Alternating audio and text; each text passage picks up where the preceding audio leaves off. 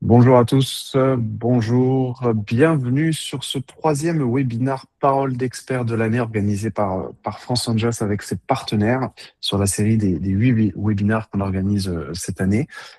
Celui-ci sera dédié aux solutions de liquidité, plus particulièrement au marché secondaire que va nous présenter Access Equity. Nous attendons 202 personnes pour ce webinaire et nous allons commencer dans quelques instants. Avant de commencer, je vous propose de vous présenter l'agenda. Alors, c'est Philippe Raz, coprésident de France Angels, qui ouvrira le bal avec un mot d'introduction pour présenter le partenariat entre France Angels et Access Equity. Et ensuite, on passera la main à Alexis et à Stanley, qui vont donc vous présenter comment le marché secondaire permet-il de créer de la liquidité pour les investisseurs. On aura une session de questions-réponses à la fin de ce webinaire, donc je vous invite à poser vos questions directement depuis le chat, pas depuis le chat, non surtout pas, excusez-moi, je reviens sur ce que j'ai dit, depuis la fonction Q&A qui est disponible en bas à droite sur Google Meet, sur le carré avec les petits points, et je reprendrai ces questions à l'oral en fin de webinaire lors de la session de Q&A. Je vais donc passer la main à Philippe Raz qui va faire les mots d'introduction de ce webinaire. Philippe, peux-tu me rejoindre sur scène, s'il te plaît? Bonjour tout le monde, merci Sylvain. Merci d'être aussi nombreux inscrits à ce quatrième Parole d'expert de l'année. Donc, comme expliqué, il s'agit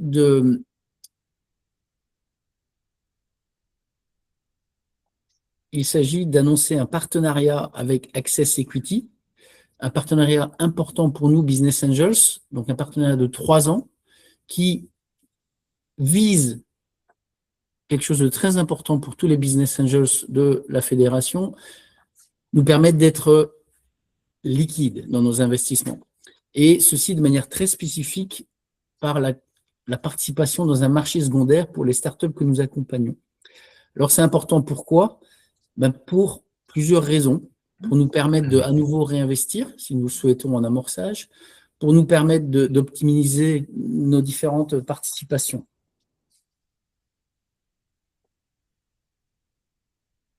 Donc, si ce partenariat est stratégique, c'est pour les raisons que j'ai mentionnées, mais c'est surtout un objectif d'un partenariat gagnant, gagnant, gagnant pour Access Equity. Merci aux deux cofondateurs, Alexis et Stanley, d'être avec nous, mais merci de la confiance qu'ils portent auprès de France Angels.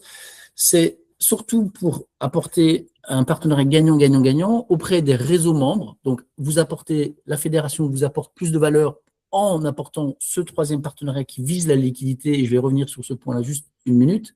Pour Access Equity, c'est de mettre en avant son offre de marché secondaire au travers de nos accompagnements partout en France, dans tous les réseaux. Et pour France Angels, c'est vraiment cet apport de valeur à chacun de nos membres et réseaux. Et pour les réseaux, c'est de permettre finalement de recommencer pour nos membres. Et voilà. Comprenez bien que l'offre qui va être proposée par Access Equity est quelque chose qui est proposé aux startups accompagnées par nous. Et pourquoi je parle de troisième partenariat sur le sujet?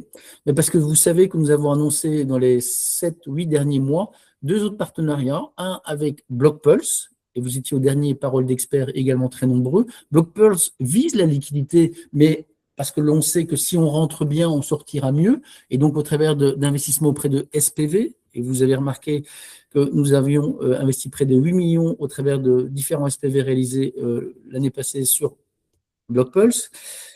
Deuxième partenariat qui vise la liquidité des Business Angels, c'est le partenariat que nous avons annoncé aussi avec Inextinso Finance, qui nous permet de créer à des conditions générales de vente spécifiques pour les réseaux de France Angels des mandats de recherche de LBO ou de Merge and Acquisitions. Et je sais que déjà 3 ou 4 prises de contact ont été faites avec Inextinso. Donc, ce troisième partenariat est différent, complémentaire et apporteur de valeur par de manière différenciée auprès de chacun de nos réseaux et Business Angels. Pourquoi? Parce qu'il vise ici de manière spécifique le marché secondaire, permet de la liquidité, comme ça va être expliqué par Alexis et Stanley, pour la start-up, avec des conditions générales de vente pour la start-up de la part de Access Equity, préférentielles également pour nos réseaux.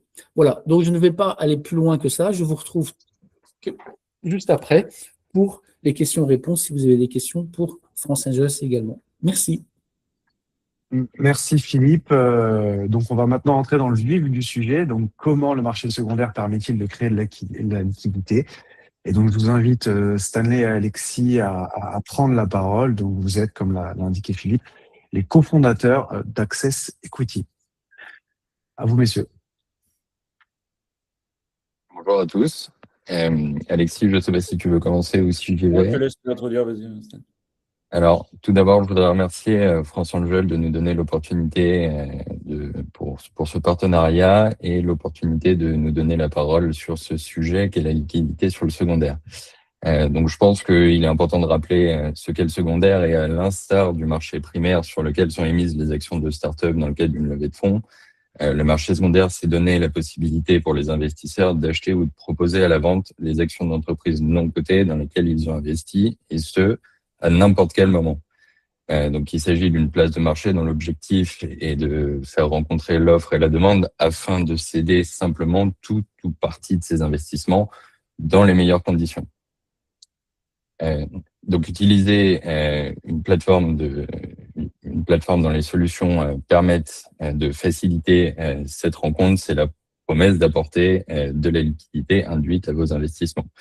Cela a été exprimé par Philippe tout à l'heure, mais c'est également la possibilité de récupérer de la trésorerie lorsqu'on en a besoin, et ça permet également de lever un frein à l'investissement de départ, puisque vous n'avez plus le sentiment d'être bloqué avec vos prises de participation pendant un certain nombre d'années. Alexis, je ne sais pas si tu veux apporter des précisions. Effectivement. Pour donc présenter le fonctionnement du marché secondaire, qu'est-ce que c'est de façon très concrète? Donc, c'est l'idée de pouvoir se faire rencontrer l'offre et la demande et d'aller jusqu'à la réalisation de la transaction.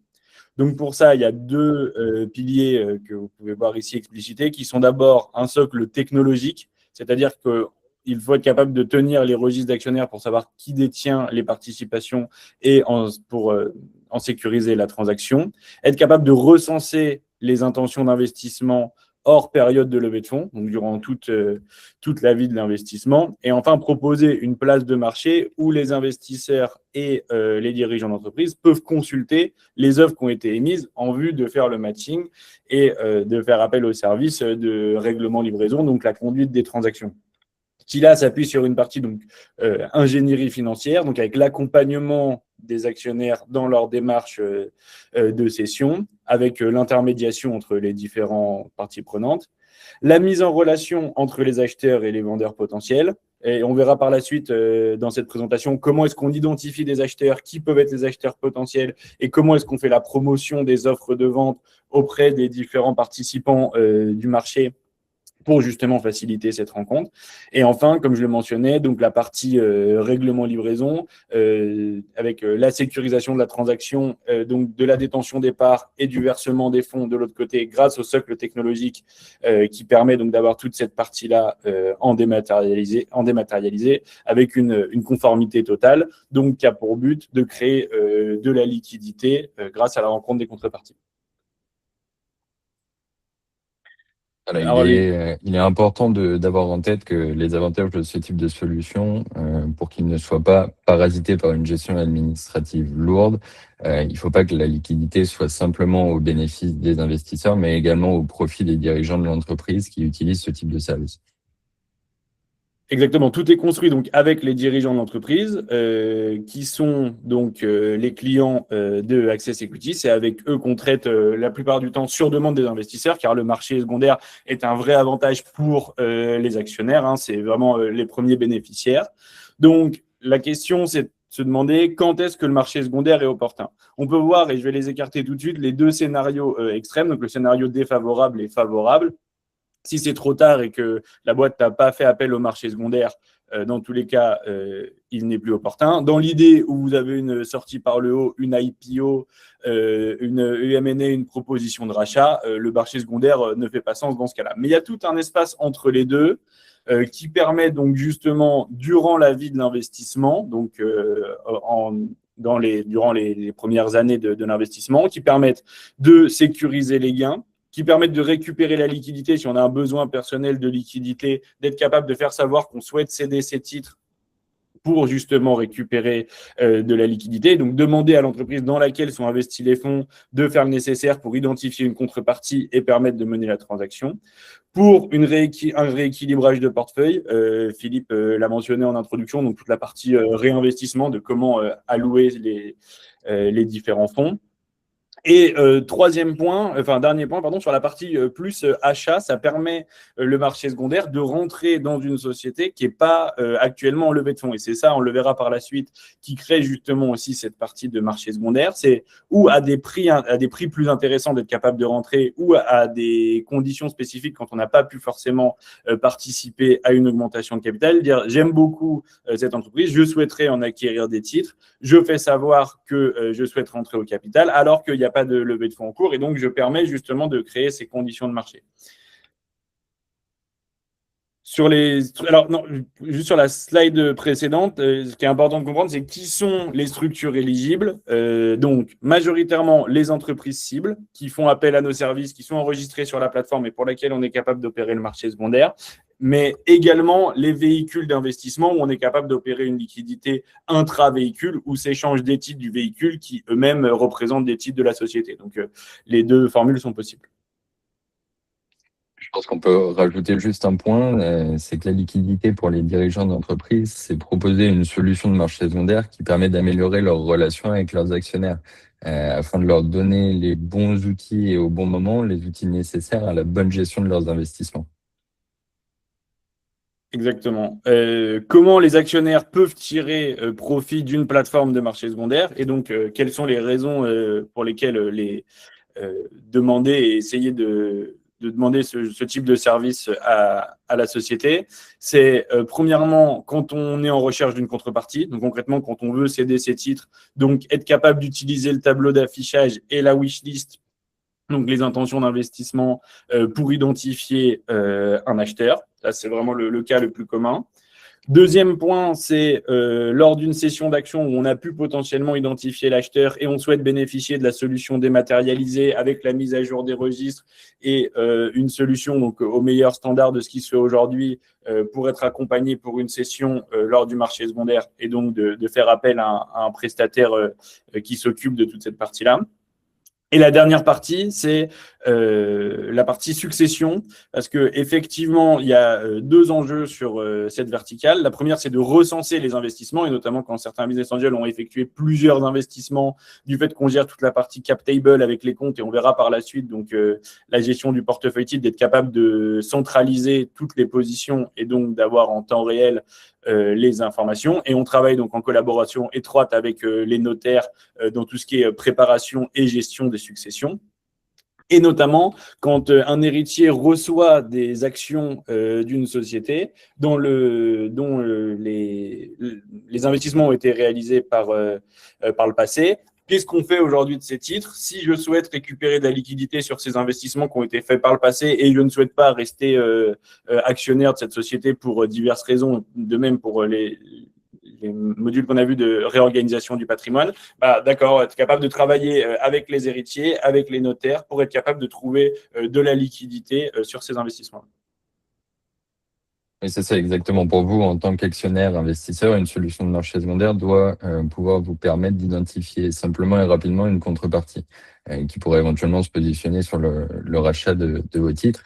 Et le tableau d'affichage sur la plateforme recense justement l'ensemble de ces offres, qui permet de simplifier l'identification de la contrepartie.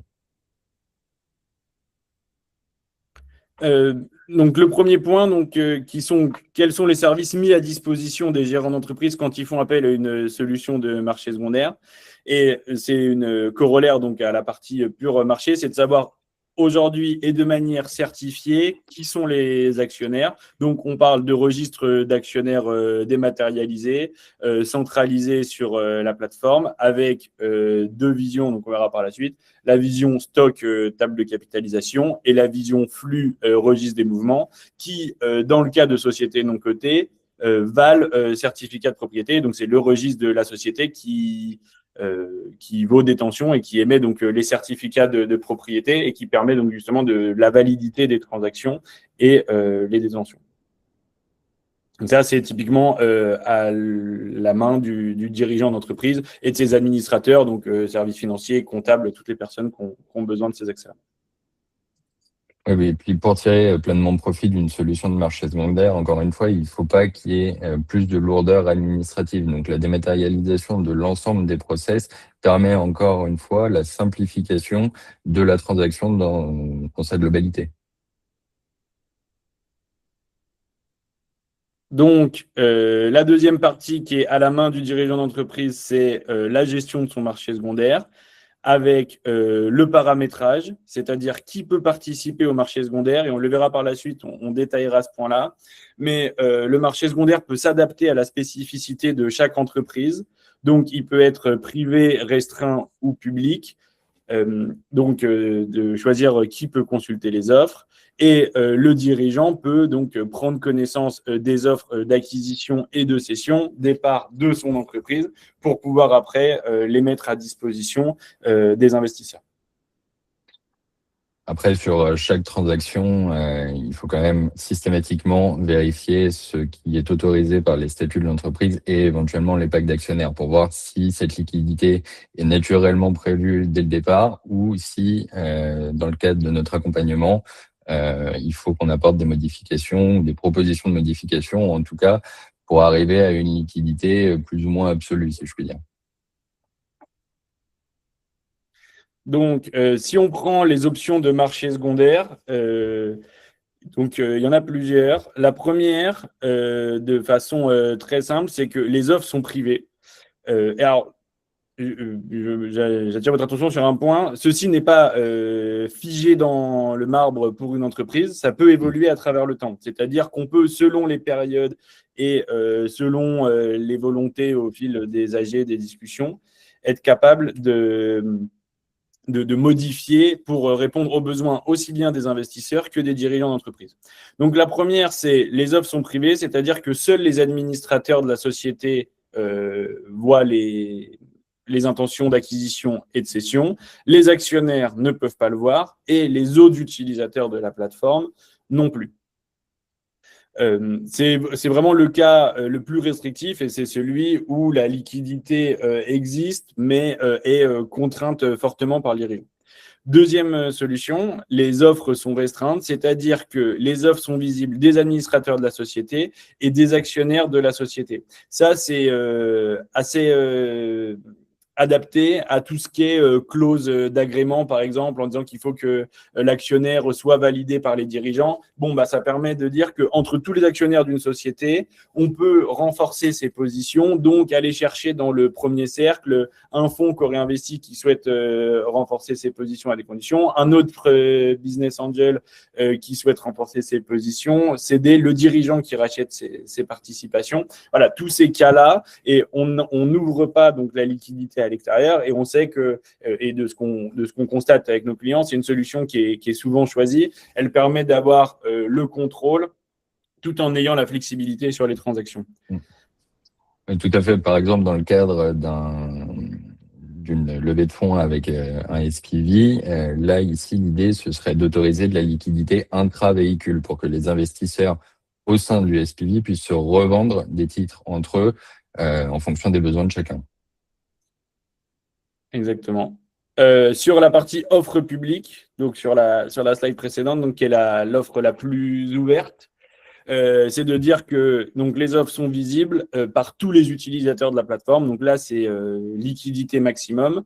C'est ce vers quoi on recommande de tendre, si c'est possible, sur les actions, qui permet donc de faciliter à tous les actionnaires la promotion de leurs offres, et donc ce qui permet de toucher le plus grand nombre et d'utiliser les utilisateurs de la plateforme Access Equity comme contrepartie de liquidité potentielle. Ça c'est le cas de la liquidité absolue qui permet vraiment aux actionnaires d'adresser leur offre au plus grand nombre.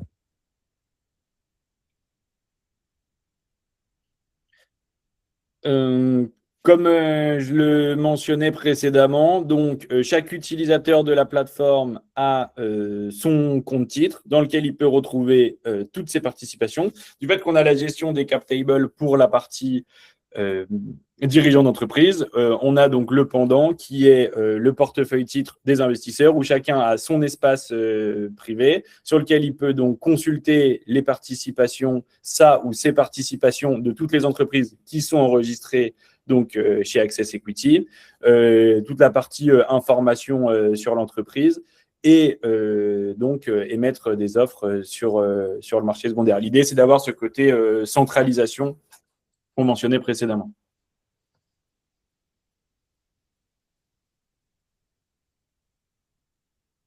Sur la participation au marché secondaire, de façon très simple,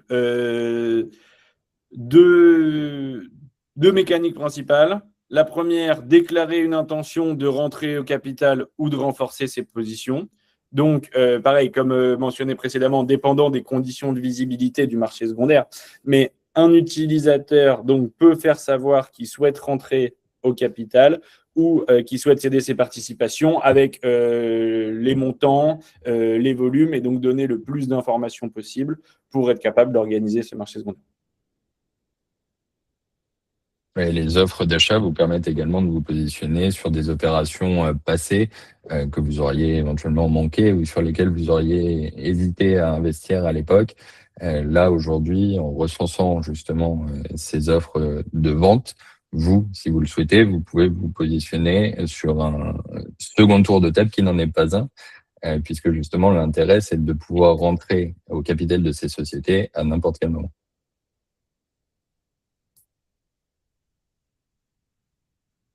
Donc là, on voit visuellement comment est-ce que ça se matérialise. Alors, selon les différentes plateformes, ça peut se matérialiser différemment, mais en l'occurrence, ici, on peut voir comment est-ce que ça se matérialise donc, sur la plateforme Access Equity, donc avec un tableau d'affichage recensant donc, les offres d'achat, les offres de vente et la possibilité justement de rentrer en contact avec les différentes contreparties. On a essayé de concevoir une plateforme la plus intuitive possible, encore une fois, pour lever un maximum de freins à l'investissement ou au réinvestissement et éventuellement à l'arbitrage de vos positions. Alors, la grande question, c'est comment trouver des contreparties pour créer de la liquidité. Parce qu'on a vu, on a donc toute la partie socle technologique qui est capable donc, de collecter ces informations. Maintenant, le but, c'est de faire rencontrer l'offre et la demande et donc d'être capable de faire la promotion de ces titres-là. La première chose, c'est la collecte des intentions d'investissement. Et donc, on met à disposition des entreprises les outils pour collecter les intentions d'investissement. La première chose, c'est déjà de dire aux dirigeants, collecter les intentions d'investissement. Ça peut paraître bête, mais une fois qu'on a fait sa levée de fonds, des fois, on passe à autre chose. Et voilà. L'idée, c'est de se dire que la collecte d'intentions d'investissement, et on essaye d'accompagner les dirigeants le plus possible sur ce point-là, c'est-à-dire rester toujours en veille, aussi bien pour un second tour de table, si par la suite vous refaites une nouvelle série, ou justement pour alimenter votre marché secondaire. Ça passe par des choses très concrètes qui sont, par exemple, un bouton sur le site internet de collecte des investissements, de dire vous souhaitez devenir actionnaire de notre société, vous aimez bien notre produit, faites-nous savoir que vous souhaitez devenir actionnaire. Et donc nous, quand on a des offres de vente, on sait que c'est des personnes qu'on peut recontacter parce qu'elles ont été sur le site de l'entreprise, manifester leur intérêt. Et donc c'est plein de petits outils qu'on met comme ça pour collecter tout au long de la vie de l'entreprise les intentions. Donc ça, c'est la première partie, donc c'est directement sur le site de l'entreprise. La deuxième partie, c'est directement depuis notre plateforme. Donc sur Access Equity, on sait qu'on a des investisseurs qui cherchent des investissements dans tout ce qui est start-up, entreprises innovantes, et donc ils vont directement depuis l'entreprise ou créer des offres d'achat ou ajouter l'entreprise à leur wishlist qu'on appelle, c'est-à-dire dire j'aime beaucoup cette entreprise, je suis intéressé si il y a des titres qui sont disponibles. Donc on permet des deux côtés, aussi bien de la partie de l'entreprise que via la plateforme Access Equity, d'aller chercher de manière le plus large possible ces intentions pour pouvoir refaire la distribution des offres. Et donc, deuxième partie, faire la promotion des offres. Donc, c'est dès qu'on a des informations sur une intention de cession, partager auprès des différents acteurs les opportunités d'acquisition, Donc ça passe par des mailings personnalisés. Par exemple, certaines entreprises avec lesquelles on travaille, on a un système, et notamment celle sur laquelle la liquidité est le plus dynamique. On fait des rapports hebdomadaires de toutes les intentions de cession et d'acquisition de la semaine. Et le lundi matin, de manière automatique, les actionnaires, toutes les personnes qui ont l'entreprise en wishlist, toutes les personnes qui sont manifestées intéressées par l'entreprise reçoivent un mail avec les intentions d'acquisition et de cession, ce qui leur permet justement de connaître l'état du marché. Donc, on essaye le plus largement. Et quand il y a des plus gros tickets, effectivement, donc on est partenaire de France Angel, mais on a d'autres partenariats historiques qu'on a conduits avec le temps, avec lesquels on met à disposition les opportunités, on fait savoir dans notre réseau pour justement avoir ce rôle d'entremetteur et de faire savoir les intentions en cours.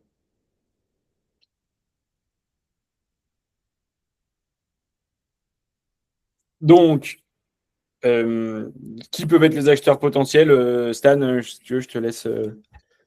Oui, donc comme tu l'as dit, hein, quand on cherche à vendre ses actions sur le marché secondaire, c'est une question qui est légitime de savoir qui peut être un acheteur potentiel. Donc cette slide que vous avez à l'écran reprend un peu les différents profils de personnes qui peuvent se positionner pour acheter participation.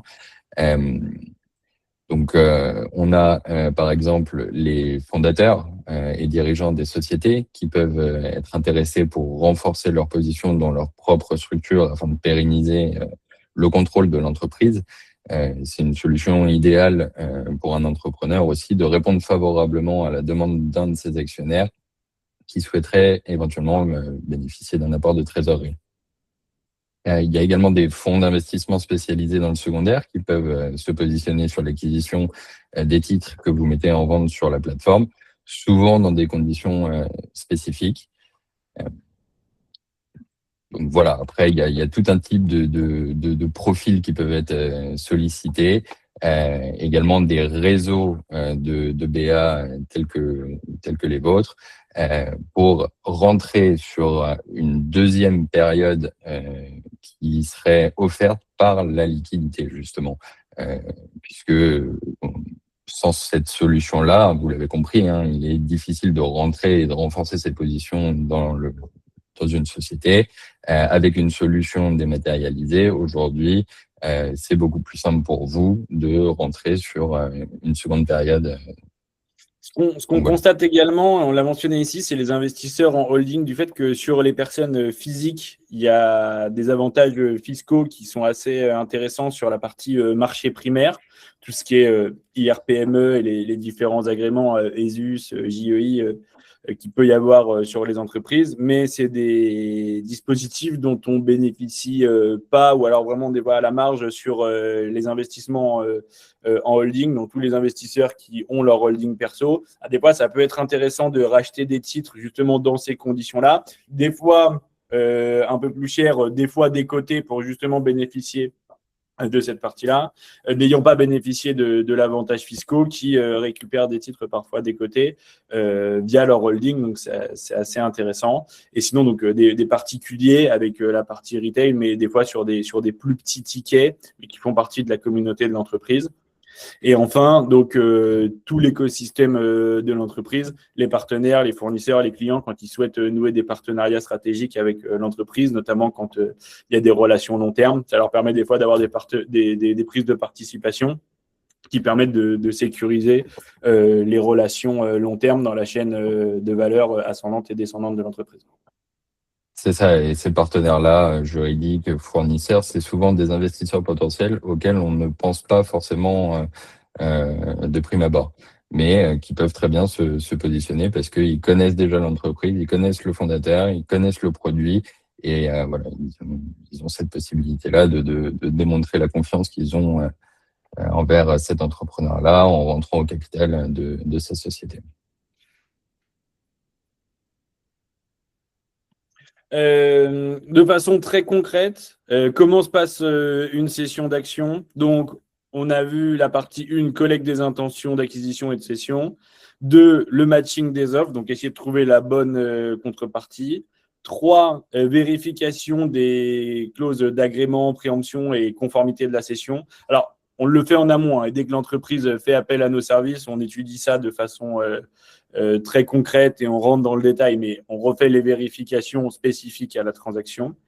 4, signature des actes de cession, donc de manière dématérialisée, avec, si vous le souhaitez, vos partenaires juridiques, c'est-à-dire qu'on est capable de faire du standard, on a des contrats de cession qui marchent très bien, qu'on est capable d'envoyer à tout le monde, mais on est aussi capable d'intégrer donc les avocats historiques si vous avez des clauses contractuelles qui vous paraissent intéressantes pour la cession, si vous souhaitez que le contrat soit relu, si vous souhaitez qu'il soit rédigé par votre partenaire ou le partenaire de la structure. Des fois, elle le demande en disant voilà, on a un contrat spécifique qui est lié à nos conditions donc, de l'entreprise. On travaille avec tous les partenaires historiques. On a mentionné les notaires tout à l'heure. Évidemment, les avocats, le but est de travailler en consort avec eux pour offrir la solution qui vient le plus possible en complément de l'existant.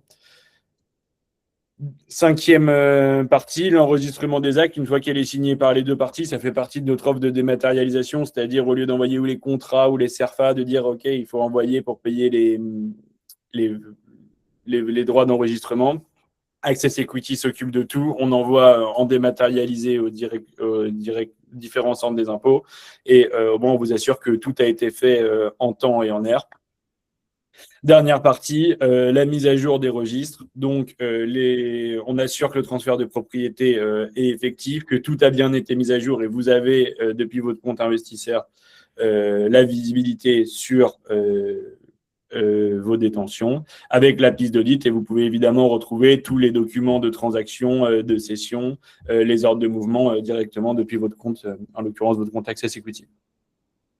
Juste pour revenir sur le point 4, comme l'a évoqué Alexis, donc que ce soit un contrat généré automatiquement sur la plateforme ou un contrat un peu plus spécifique, celui-ci est signé numériquement et électroniquement et c'est ça qui déclenche le processus de règlement livraison, donc les fonds versus les titres.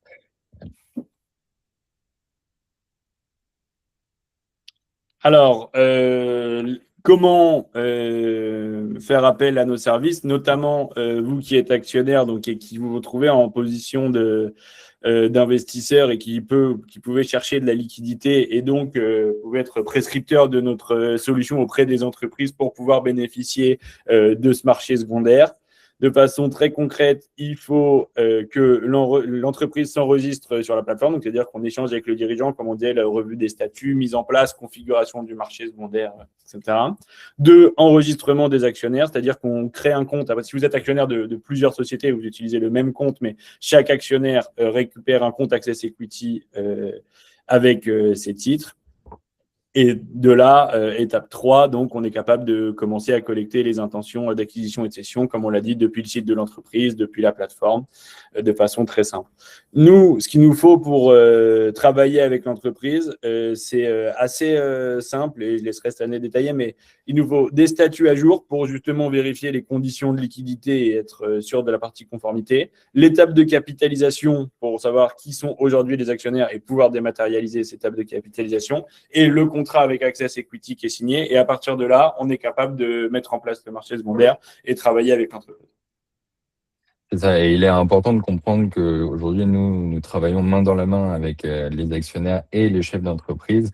Et il n'est pas possible de céder des titres sur la plateforme sans que la structure ait validé au préalable la mise à disposition de nos outils auprès de ses actionnaires. On n'a pas la possibilité d'arriver avec des titres d'une entreprise X et de les mettre en vente directement sur la plateforme. Comme on l'a dit tout à l'heure, il y a un audit préalable de la structure qui est réalisé en amont pour vérifier que l'entreprise est bien éligible à l'ensemble de nos services. On travaille en priorité avec la société puisqu'elle nous fournit tous les éléments que vous avez sur le côté droit de la slide. Donc voilà, on ne peut pas vendre n'importe quoi sur la plateforme. Il faut au préalable que la société ait validé ce principe-là. Exactement.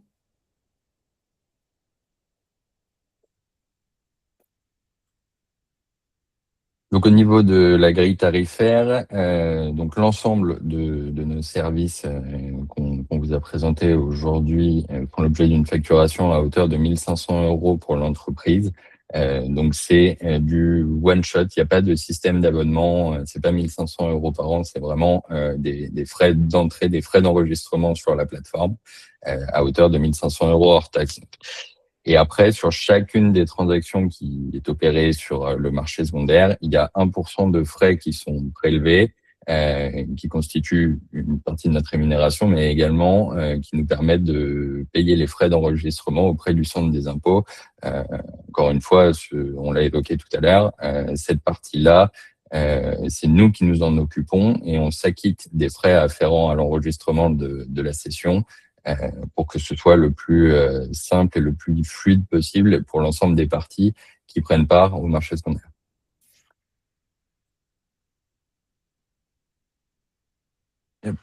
Et donc, du coup, dans le cadre du partenariat avec France Angel, nous vous proposons une remise de 10% dès le départ. Donc, c'est 1 500 € moins de 10% à partir d'aujourd'hui pour toute entreprise qui viendrait de la part des membres de vos réseaux. 15% à partir de la 11e entreprise enregistrée sur la plateforme et 20% à partir de la 21e. Alexis, je ne sais pas si tu veux détailler Non, certaines choses dessus. c'est très clair. L'idée, c'est de travailler le plus possible ensemble avec les entreprises que vous accompagnez. Et donc, c'est pour ça qu'on a cette offre par palier où plus on va pouvoir travailler ensemble, plus on va pouvoir justement effectuer des remises auprès des entreprises dont vous êtes investisseur. Exactement. En tant qu'investisseur, vous êtes nos meilleurs prescripteurs pour ces solutions-là.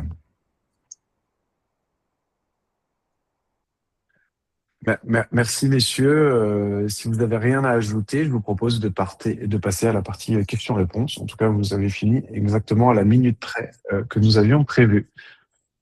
Alors, pour commencer les questions-réponses, je vais commencer avec des questions fiscales. J'en ai plusieurs et je commence avec celle-ci de Jacques qui demande quel est l'impact fiscal car Jacques nous dit on ne peut pas vendre ses parts avant 5 ans si bénéficie du crédit d'impôt. Alors, effectivement, dans le cas d'un investissement qui aurait été réalisé donc en IRPME, et donc pas en holding, etc., la réduction fiscale est conditionnée donc à la détention des parts pendant 5 ans. Et donc, il faudrait, dans ce cas-là, informer l'administration fiscale et ça reviendrait sur la réduction fiscale autorisée. Donc, ce qu'on conseille de faire dans ce cas-là, c'est ou besoin express et dans ce cas-là, malheureusement, s'asseoir sur la réduction fiscale pour éviter tout problème avec l'administration fiscale, ou alors utiliser cette partie de marché secondaire une fois les 5 premières années de l'investissement passées. Ok, merci. Alors, il y en a d'autres sur ce sujet-là, notamment celle de Sébastien, qui se demande si l'investissement a été fait avec un PEA. Comment cela se passe-t-il? Je vous pose ces questions fiscales, messieurs, mais n'hésitez pas si vous me dites que c'est hors scope. Alors, le fait que ce soit un PEA, par contre, ne change rien. Les titres qui sont cédés sont marqués comme appartenir à un PEA, sont cédés dans le cadre du PEA, mais l'impact est quasiment transparent. Super. J'ai une question d'Alain qui nous demande comment vous vous situez vis-à-vis de l'AMF, vos obligations du coup légales, j'entends par cette question. Alors, pour l'AMF, donc notre solution a été visée par l'AMF sur toute la partie détention des titres et organisation donc des tables de capitalisation, gestion des registres.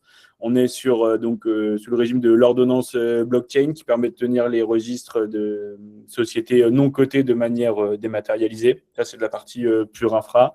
Et sur la partie tableau d'affichage, il y a aujourd'hui des conditions spécifiques sur l'accompagnement donc au marché secondaire et au tableau d'affichage. Et dans le cadre de nos activités, on est sur des évolutions encore et on augmente toujours notre niveau d'agrément. Et on est en cours d'obtention de l'agrément donc de PSFP, de prestataire de services en financement participatif, pour élargir la diffusion des offres, également notre partie de marché primaire qu'on opère à côté. Et donc, c'est des discussions qu'on a régulièrement et on est en étroite collaboration avec l'AMF. Exactement. Nous, on avait, donc la société, pour information, a été créée en 2019. Dès 2020, on a rencontré l'AMF. Et à l'époque, il n'y avait pas vraiment d'agrément qui permettait d'encadrer le scope de nos activités. Et c'est par la suite, en fait, avec l'agrément PSFP, que la réglementation s'est précisée. C'est pour ça qu'aujourd'hui, on se met en conformité à ce niveau-là. On a déposé le dossier en début d'année. Merci. Des questions maintenant de délégués généraux de réseau, donc qui gèrent les opérations des clubs de Business Angels. La première est dans la suivante, de Boris. De combien d'acheteurs en secondaire et de mouvements votre plateforme se prévaut-elle aujourd'hui? Alex, je te laisse peut-être répondre sur la... Ouais. Alors, les chiffres sont sur notre site internet. Hein. Tout est assez public. On a aujourd'hui à peu près 3500 utilisateurs actionnaires. On a fait pour une dizaine de millions d'euros de transactions entre primaire et secondaire, sachant que dans le lot, il y a une bonne partie, enfin, il y a une partie de secondaire, et notamment on opère le secondaire pour des prestataires un peu particuliers, ce qui fait pas mal de volume sur le secondaire. On est par exemple animateur du secondaire pour un golf, région parisienne, dont les membres deviennent actionnaires.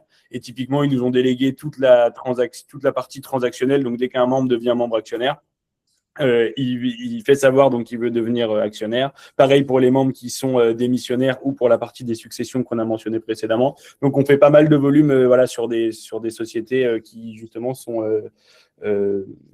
entraînées, cherchent justement toute cette partie de liquidité et de marché secondaire. Donc voilà, à peu près 3500 investisseurs, une dizaine de millions de transactions, et on a donc en gestion du capital, donc les capitales des entreprises qu'on a enregistrées sur la plateforme, à peu près 65 millions là sur 2026. Ok, question suivante. Alors j'en ai fusionné deux qui sont sur le même thème, sur la question du prix de l'action. Donc des questions de Christine et de Gilles. Est-ce que toutes les intentions de sortie ou d'achat doivent-elles impérativement afficher le prix? Comment est fixé le prix de cession? Et est-il figé une fois enregistré sur la plateforme? Alors, on est sur un marché de gré à gré. Ça veut dire que légalement, il n'y a pas de prix qui est donné. C'est une affaire de négociation entre les parties. Exactement. Après, pour parler vraiment de ce qu'on a vu, il y a vraiment tous les cas. On va dire qu'il y a des périodes de liquidité de manière indéniable, c'est-à-dire que quand il y a un événement dans la société qui donne un prix, c'est beaucoup plus clair pour tout le monde, et on voit qu'il y a des phases où pendant quelques semaines après une AG, après un événement marquant, il y a donc des sessions de secondaire où tout le monde a à peu près un prix en tête, et donc ça facilite cette partie-là. Maintenant, on a vu aussi des personnes qui voulaient sortir très vite et qui étaient prêts à afficher des montants extrêmement décotés pour justement intéresser les investisseurs et qui peuvent justement donc céder leur participation dans ce cadre-là. On a vu des intentions d'acquisition assez élevées parce que certaines personnes étaient prêtes à rentrer et pareil, pouvoir attirer. Donc, il n'y a pas de prix fixé, à moins que ce soit dans les statuts de l'entreprise, dans des conditions très spéciales. On a des clients qui appliquent ça, mais on va dire que c'est vraiment à la marge. Mais sinon, c'est marché de gré à gré. Vous êtes capable de faire une offre de vente, vous pouvez mettre un prix indicatif et même de là, donc dans toute la partie commentaire, faire savoir que ce prix est discutable. Et notamment, il y a un effet volume. Si on vend pour un plus grand volume, si l'acheteur se positionne pour un plus gros volume, forcément, on comprend qu'il peut y avoir un effet sur les prix. Mais de manière simple, la plateforme ne bloque pas donc, toute la partie prix et vous pouvez choisir car c'est un marché de gré à gré. Pour rebondir sur cette réponse, une question d'Alain qui se pose la question de qui paye les coûts des transactions en secondaire. Techniquement, c'est l'acheteur, c'est-à-dire qu'on dit que si on vend pour 10 000, pardon, c'est le vendeur, enfin, si la personne met 10 000, la personne ne reçoit que 9 990 avec le pourcent en moins. Maintenant, la façon dont on voit et la pratique de marché, c'est que c'est comme un appartement, si vous l'achetez net vendeur ou avec les frais, ça fait partie, c'est un élément de négociation de dire, OK, j'achète pour 10 000 ou pour 20 000, frais compris ou non. Et ça, on s'adapte et les contrats sont flexibles et c'est vraiment à la demande des investisseurs. C'est ça, nous, le pourcentage qui est prélevé, il est à notre main, donc on peut le prélever soit sur l'un, soit sur l'autre, en fonction de ce qui aurait été négocié entre les parties. Une question maintenant d'ordre organisationnel par une déléguée générale qui se pose la question si votre plateforme propose des intégrations avec d'autres outils, comme par exemple, elle nous cite BlockPulse qui arrive en amont sur la création de SPV. On est capable de traiter des sociétés qui viennent de différents canaux. Et donc, comme on le dit, même si c'est des SPV qui n'ont pas été créés par nous, même si le primaire n'a pas été fait par nous, on est capable de gérer cette partie-là. Maintenant, on n'a pas d'intégration logicielle avec BlockPulse, mais la plateforme est assez moderne et entièrement construite en API. On est assez ouvert. Donc, si le besoin se fait sentir et qu'il y a des choses qui nous sont demandées, on peut assez facilement, avec l'équipe technique, étudier si l'autre partenaire est effectivement enclin à ce genre de choses, travailler sur des partenariats. Aujourd'hui, on n'a pas d'intégration native avec les partenaires cités. Mais si la question est simplement de savoir si on peut proposer de la liquidité sur les SPV créés par BlockPulse, la réponse est oui. Il y a une question notamment, enfin encore sur cette logique de SPV, une personne vous demande quelle est la bonne pratique. Est-ce que dans l'hypothèse d'une mise en marché secondaire par la suite, est-ce qu'il y a des avantages à n'avoir qu'un seul SPV avec tous les réseaux dedans plutôt que plusieurs SPV par réseau ou par investisseur? Alors oui, et alors là on va rentrer dans un point purement légal. Vous l'avez compris, nous on est des fervents défenseurs de la liquidité. La société a été construite dans cette idée justement d'offrir de la liquidité, de créer du marché secondaire, d'apporter justement cette brique-là. Aussi bien quand on fait du primaire quand on fait du secondaire. On a un credo sur ça, c'est de faire des statuts. Dans l'idée, on est avec des SPV en plus, et donc on offre on est moins en direct avec les sociétés. Je comprends qu'ils veulent se prémunir des fonds, etc. Quand on est dans un SPV, vraiment la bonne pratique qu'on recommande, c'est enlever toutes les clauses de liquidité. C'est-à-dire d'avoir justement de faciliter parce que l'investisseur est gagnant et tout frein à la liquidité est un frein pour l'investisseur. Donc vraiment la bonne pratique c'est d'avoir ni agrément, ni préemption, ni quoi que ce soit. Et au pire on dit bah voilà ça reste dans le SPV et au moins le dirigeant d'entreprise il sait qu'il n'aura pas de nouveaux actionnaires qu'il n'aurait pas vu venir, il les a tous validés de l'ordre salvé et donc il les a tous. Et dans ce cas-là, si on autorise la liquidité intra-SPV comme on avait montré dans les configurations précédentes, autant que tout le monde soit dans le même SPV, déjà pour limiter les coûts de gestion. Si tout le monde a et que les conditions sont identiques pour tout le monde, plus il y a de monde et moins il y a de conditions de frein à la liquidité, le plus efficace ce sera pour le marché secondaire. Dans la partie légale, Boris nous pose la question suivante, enfin vous pose la question suivante. Les pactes prévoient généralement la consultation formelle des actionnaires, notamment pour l'exercice des droits de préemption. Est-ce que votre plateforme digitalise-t-elle ces étapes de consultation? On s'en charge. On prend, dès qu'on a la main, quand on voyait les étapes, justement, avec les différentes étapes successives, une fois qu'on a les contreparties identifiées, on s'occupe de faire signer les différents documents d'agrément aux dirigeants concernés et vous le retrouvez dans le dossier de cession par la suite sur la plateforme. Une autre question d'un président de réseau, Valérie se demande, est-ce qu'une start-up non française peut-elle être référencée sur votre plateforme?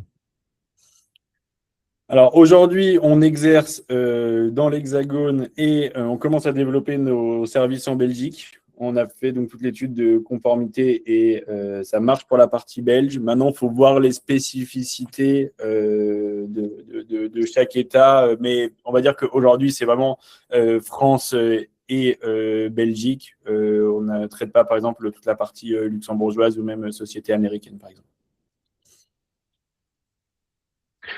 Une question d'Alain qui a des réflexes de business angel, je le vois, qui vous pose la question comment vous vous situez et quelles sont vos différences par rapport à d'autres solutions concurrentes?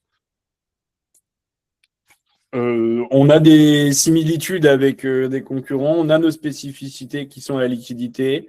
L'idée, c'est d'apporter donc toute la partie marché primaire, construction de SPV et liquidité en natif, avec une bonne stack techno et une plateforme aujourd'hui qui a largement fait ses preuves.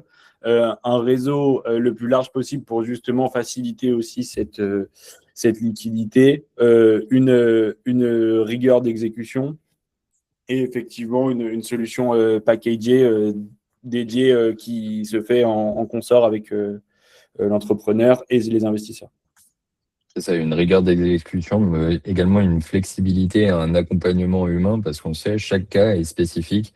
Donc, on a des solutions génériques qui permettent de traiter la grande majeure partie des cas. Maintenant, il y a toujours des petites spécificités, et pour celles-ci, on échange directement avec les parties prenantes, que ce soit l'entreprise ou l'investisseur, et on répond aux questions et on travaille ensemble sur la meilleure solution par rapport à un cas d'usage précis. Tout ne peut pas être traité de manière générique.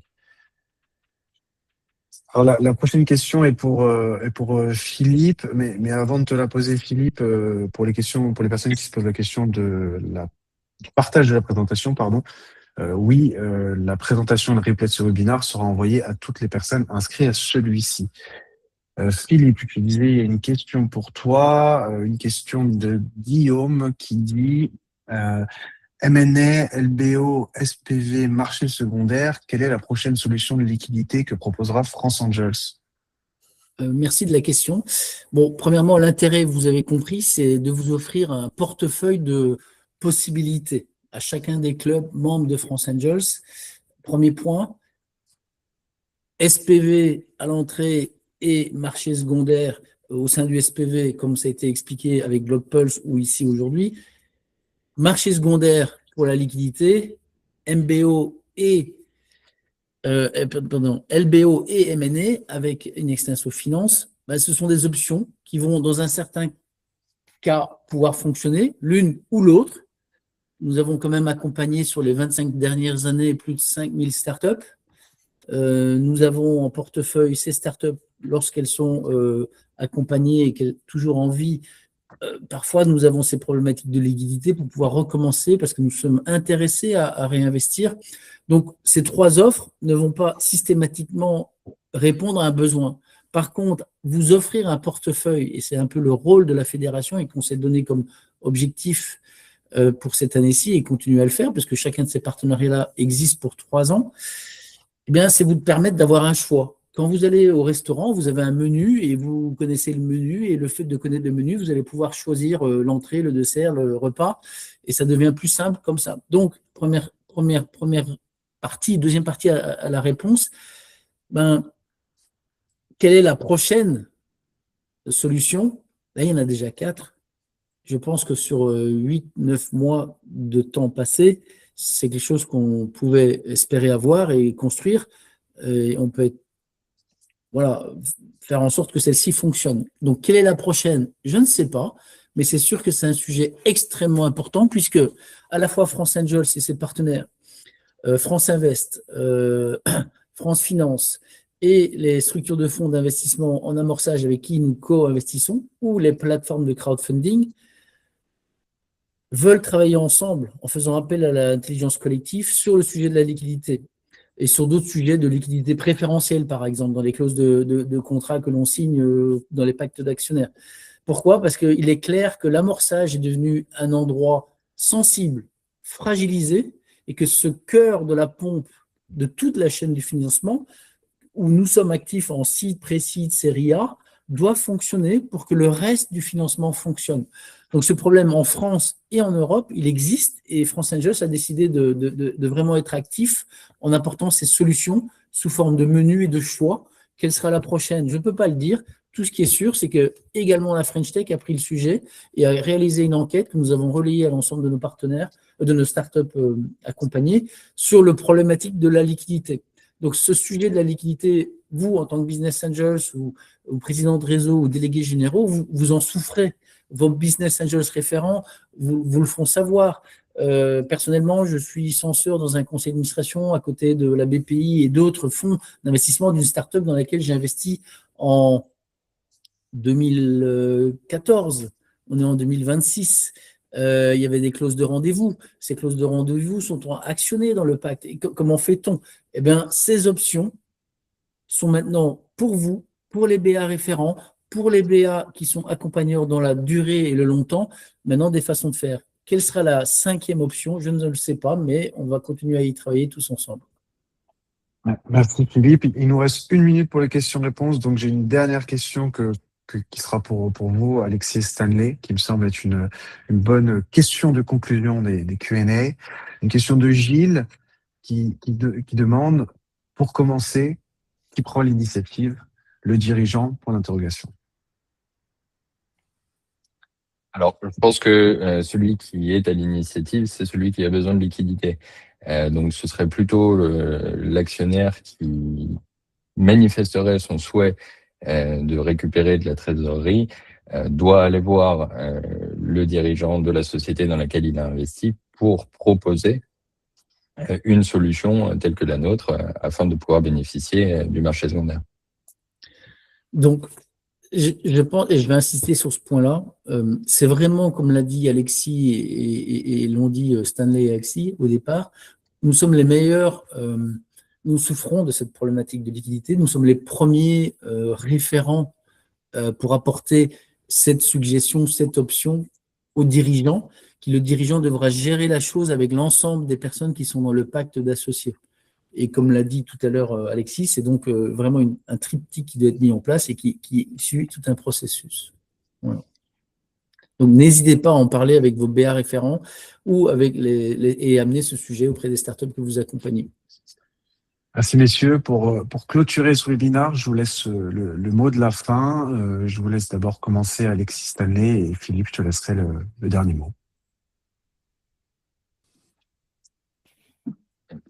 Tu vas, Alex? Alors oui, de manière générale, on vous invite à retrouver ce qu'on fait donc sur notre site internet, découvrir toute la partie applicative Access Equity qu'on vous a présenté aujourd'hui à travers différents screenshots et donc créer votre compte, voir comment est-ce que tout ça peut se manifester. Et sur tous les cas d'usage, il y en a qui vous parlent et justement que vous souhaitez donc faire des introductions auprès des dirigeants, nous poser des questions, on est disponible. Vous avez donc ici les différents liens et nos adresses email. On se fera un plaisir de répondre à toutes vos différentes interrogations. Merci. Donc, pour aller plus loin, pour ceux d'entre vous qui êtes à Paris au Crédit Agricole lors de l'Université de Printemps, Access Equity sera là, vous pourrez engager avec eux. Donc, ils auront l'occasion d'échanger avec vous dans les cocktails, dans les moments prévus. Si vous voulez plus loin, vous allez recevoir aujourd'hui ou demain matin ou plus tard l'ensemble de ce document, l'ensemble également du replay et des points de contact. Si vous êtes un business angels, n'hésitez pas à le faire en référence et d'en parler à la startup que vous accompagnez si vous avez ce problème de liquidité.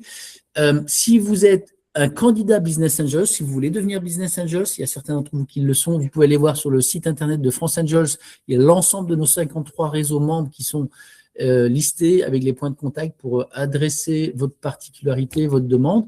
Si vous êtes une start-up pour être accompagné par des réseaux de France Angels, de la même façon, en levée de fonds. Et si vous souhaitez devenir partenaire de France Angels, Sylvain Godard, délégué général adjoint de l'équipe opérationnelle de France Angels, est à votre service, puisque nous avons un groupe de travail qui travaille sur le développement de nos partenariats. Et voilà, je pense que je vous remercie beaucoup de toutes ces questions que vous avez posées, et merci sincèrement Stanley et à vous, Access Equity, de votre confiance. Nous sommes embarqués avec vous pour 3 ans et faire en sorte que ça apporte des solutions à nos problématiques de liquidité. Merci. Merci beaucoup. Merci à tous, très bonne journée et à très vite. Bonne journée. Au revoir. Au revoir.